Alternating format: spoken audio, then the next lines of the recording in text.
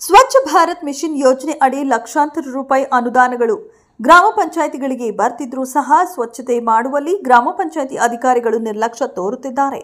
ತಾಲೂಕಿನ ಗೌನಿಪಲ್ಲಿ ಗ್ರಾಮದ ಜನತಾ ಕಾಲೋನಿ ನಿವಾಸಿ ರೆಡ್ಡಮ್ಮ ಪತ್ರಿಕೆಯೊಂದಿಗೆ ಮಾತನಾಡಿ, ಸುಮಾರು 7-8 ತಿಂಗಳುಗಳಿಂದ ಚರಂಡಿ ಸ್ವಚ್ಛತೆ ಮಾಡಲು ಗ್ರಾಮ ಪಂಚಾಯಿತಿ ಅಧಿಕಾರಿಗಳಿಗೆ ಮನವಿ ಮಾಡಿದ್ದೇವೆ. ಆದರೆ ಸ್ವಚ್ಛತೆ ಮಾಡುತ್ತೇವೆ ಎಂದು ಹೇಳ್ತಾರೆ ಹೊರತು ಸ್ವಚ್ಛತೆ ಮಾಡುತ್ತಿಲ್ಲ. ನಮ್ಮ ಸ್ವಂತ ಹಣದಿಂದ ಸ್ವಚ್ಛತೆ ಮಾಡುತ್ತಿದ್ದೇವೆ. ನಮ್ಮ ಬೀದಿಯ 2 ಕಡೆ ಚರಂಡಿ ಮಾಡದೆ ಒಂದೇ ಕಡೆ ಮಾಡಿದ್ದು ಸಂಪೂರ್ಣವಾಗಿ ಚರಂಡಿಯಲ್ಲಿ ನೀರು ನಿಂತಲ್ಲೇ ನಿಂತು ದುರ್ವಾಸನೆಯಿಂದ ಸೊಳ್ಳೆಗಳ ಕಾಟದಿಂದ ಪರದಾಡುತ್ತಿದ್ದೇವೆ. ಹಲವು ಬಾರಿ ಅನಾರೋಗ್ಯಕ್ಕೆ ತುತ್ತಾಗಿ ಆಸ್ಪತ್ರೆಗೆ ಸುತ್ತಾಡುವ ಪರಿಸ್ಥಿತಿ. ಕೂಡಲೇ ಸಂಬಂಧಪಟ್ಟ ತಾಲೂಕು ಪಂಚಾಯಿತಿ ಕಾರ್ಯನಿರ್ವಹಣಾಧಿಕಾರಿಗಳು ಹಾಗೂ ಜಿಲ್ಲಾ ಪಂಚಾಯಿತಿ ಮುಖ್ಯ ಕಾರ್ಯನಿರ್ವಹಣಾಧಿಕಾರಿಗಳು ಇತ್ತ ಗಮನ ಹರಿಸಿ ಸಮಸ್ಯೆ ಬಗೆಹರಿಸುವಂತೆ ಮನವಿ ಮಾಡಿದ್ದಾರೆ. ವರದಿ Arun Kumar, HM, ASS news.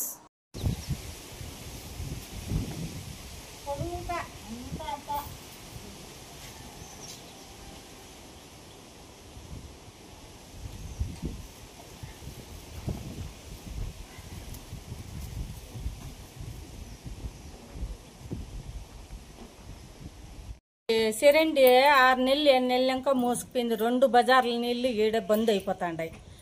Clean చేపించి చాలా అయిపోతుంది.